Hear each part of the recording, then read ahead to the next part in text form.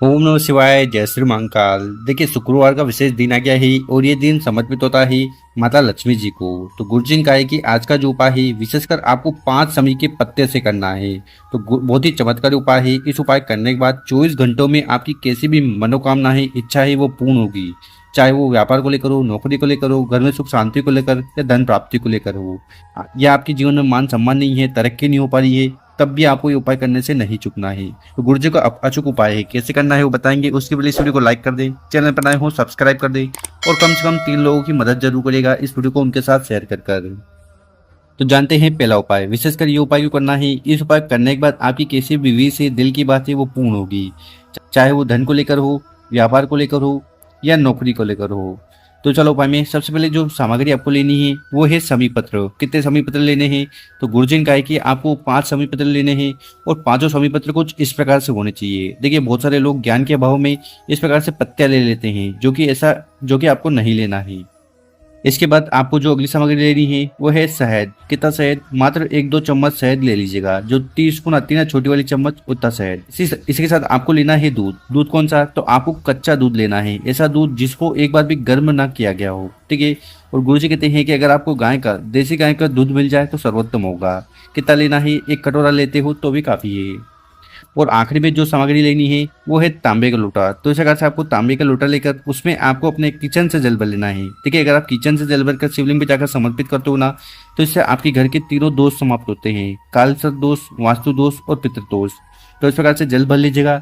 साथ ही साथ अगर आपके घर में गंगा जल हो, ठीक है, तो गंगा जल की कुछ बूंदे आपको इस जल के लोटे में मिला लेनी है।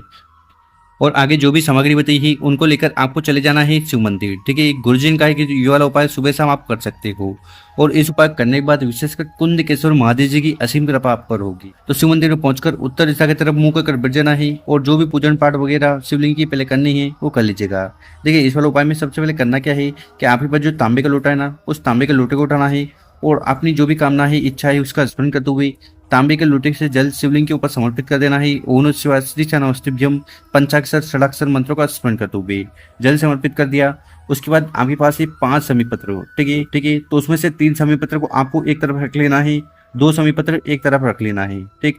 अब इसके बाद क्या करिएगा कि आपके पास जो शहद है ना, वो शहद को उठाना है और जो 2 समी पत्र है उसके ऊपर अच्छी तरह से आपको शहद का लेपन कर देना है। कहने का मतलब है कि शहद से भिगो लेना है 2 समी पत्र को। और ठीक इसी प्रकार से आपके पास जो दूध देना, उस दूध को उठाना है और 3 समी पत्र पर आपको दूध डाल देना है।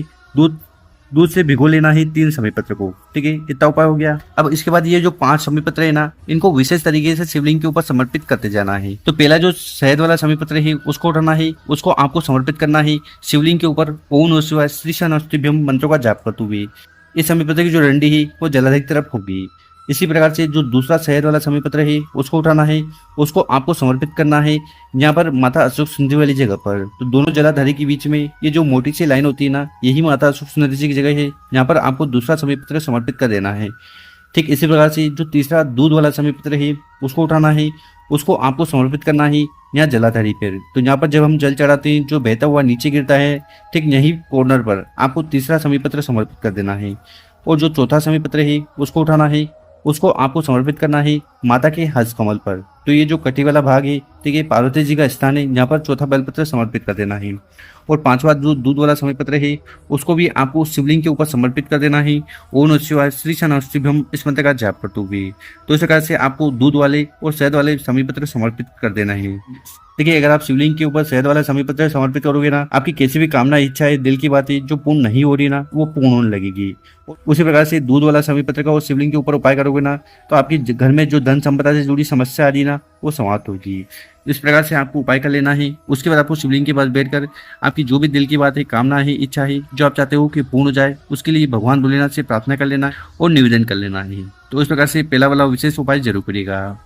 अब जानते हैं गुरु जी द्वारा बताया गया अगला उपाय। विशेषकर ये उपाय भी आपकी ऐसी कोई मनोरथ है, इच्छा है, दिल की बात है, विश है, जो पूर्ण नहीं हो रही ना, तो ये उपाय करने से नहीं चुकना है। और ये दूसरा वाला उपाय कैसे करना है वो बताएंगे। उसके पहले अपने शुभ हाथ से 2 कार्य कर लें। एक तो इस वीडियो को लाइक कर दें और कम से कम 5 लोगों के साथ व्हाट्सएप पर इस वीडियो को शेयर कर दें।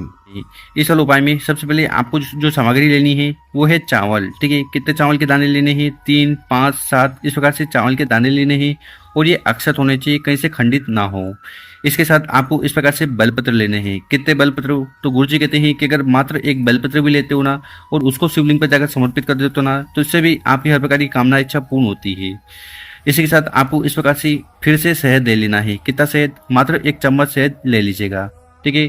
और आखिरी में जो सामग्री आपको लेनी है वो है तांबे का लोटा। तो तांबे का लोटा लेकर उसमें आपको अपने घर से, अपने किचन से जल भर लेना है। यहाँ से जल भरकर शिवलिंग पर जाकर समर्पित करने से सारे दोष परेशानी समस्या समाप्त होगी।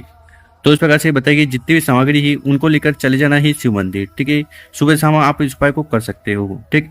और शिव मंदिर में पहुंचकर जो भी पूजन पाठ करनी है वो कर लीजिएगा। फिर उत्तर दिशा की तरफ मुंह कर बैठ जाना है। देखिए गुरु जी कहते हैं कि अगर शिव मंदिर में भीड़ है तो आप किसी भी दिशा में बैठकर पूजन पाठ कर सकते हो, और अगर भीड़ नहीं है तो फिर आपको विशेषकर उत्तर दिशा की तरफ मुंह कर बैठना है, क्योंकि जितने भी देवता होते हैं उनकी जो दिशा है वो उत्तर दिशा है। तो चलो उपाय में सबसे पहले करना क्या है कि आपके पास जो तांबे का लोटा है ना, उस तांबे के लोटे को उठाना है और धीरे धीरे कर पूरा पूरा जल शिवलिंग के ऊपर समर्पित कर देना है। ओम नमः शिवाय, श्री शिव नमस्तिभ्यम, इस मंत्र का जाप करते हुए जल को समर्पित कर दिया। उसके बाद आपको शिवलिंग को अपने हाथ से पहुंच देना है। पहुंच दिया उसके बाद क्या करिएगा कि आपके पास जो शहद है ना, ठीक है, उस शहद को उठाना है और आपको ओम बनाना है। कहाँ पर ओम बनाना है? तो आपको शिवलिंग के ऊपर इस प्रकार से ओम का निर्माण करना है शहद से।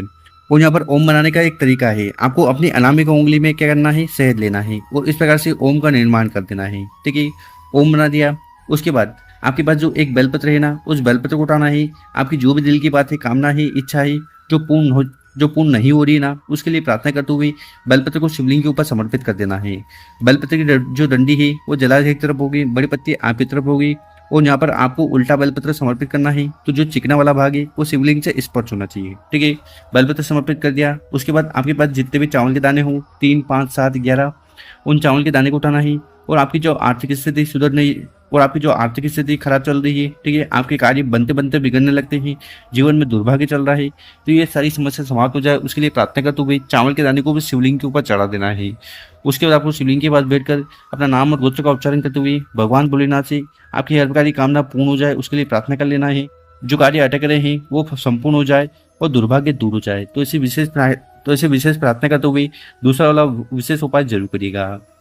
अब जानते हैं गुरु जी द्वारा बताया गया तीसरा उपाय। विशेषकर ये उपाय रामेश्वर महादेव जी को प्रसन्न करेगा, ठीक है।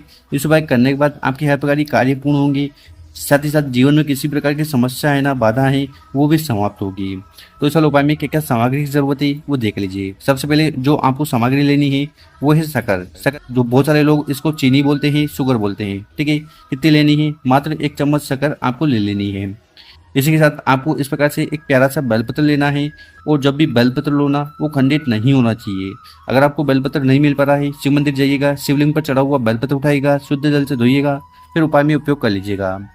इसी के साथ आपको इस प्रकार से एक तांबे का लोटा लेना है, और उस तांबे के लोटे में आपको अपने घर से, अपने किचन से जल भर लेना है, क्योंकि यहाँ से जल भरकर शिवलिंग पर जाकर समर्पित करने से जीवन के सारे दोष परेशानी समस्या समाप्त होती है और बाधाएं खत्म होती है।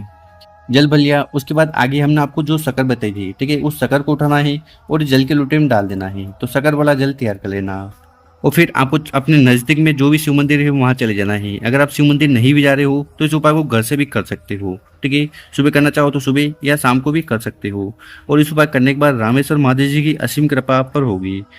और शिव मंदिर में पहुंचकर जो भी पूजन पाठ करनी है वो कर लीजिएगा, और फिर उत्तर दिशा की तरफ मुंह कर बैठ जाना है।